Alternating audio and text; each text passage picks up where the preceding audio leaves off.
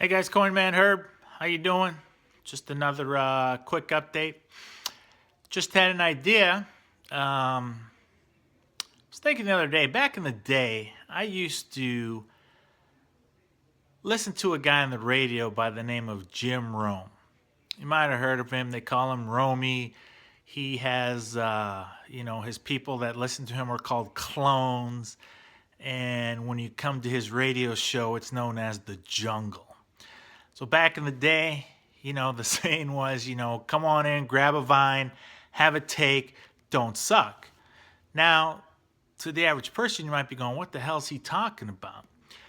Well, Romy Rome and his clones in the jungle all had this thing called the gloss, aka a glossary.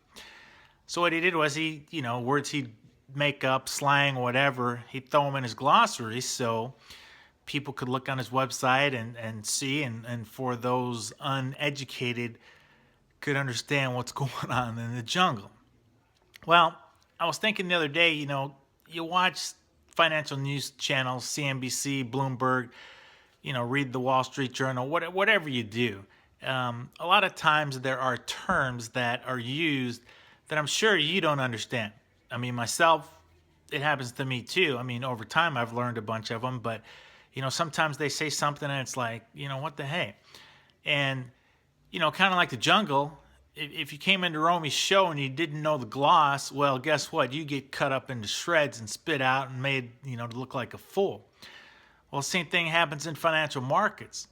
If you don't know what you're doing, you don't understand the terms, well, you're going to end up losing your shirt. So I'm going to start a new playlist. I'm going to call it The Gloss. And basically, it's going to be a glossary of financial terms that we'll do a quick video on and tell you, what's going on. So seeing as it's a brand new year, 2016, I'm going to go ahead and give you the first term. We're going to use the term fiscal year. What exactly is a fiscal year? Well, companies, governments, whatever, a fiscal year is a period of time designated that companies will use to prepare their financial and tax statements. So, for instance, a fiscal year could be the same as a calendar year, but it's not necessarily the same as a calendar year. Sometimes, say like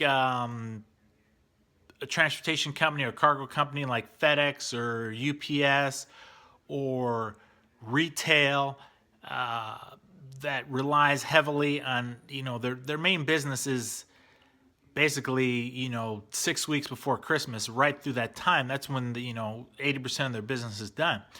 Well, if they went on a fiscal year system, or their fiscal year, if they went on a calendar year, it'd make it kind of hard to have to deal and put all your resources into filing all those reports and everything when it's your busiest time of the year.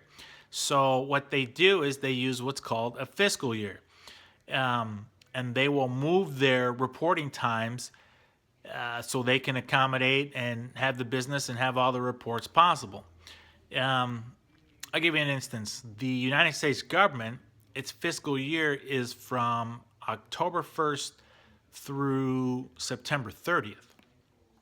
So basically what that means is any spending that was done last year, say in November 23rd or December the 5th, that goes on fiscal year 2016. Because when you create your time, the spending always goes with the year that follows. So any spending done after the fiscal year of 2015, which ended September 30th, even though it happened in the calendar year, November of 2015, it still goes and counts on the fiscal year of 2016. Hope that helps you out. I'll put a little link in the bottom to give you a little more description. But once again, thanks for listening, Coinman Herb. Just another term in the gloss, fiscal year.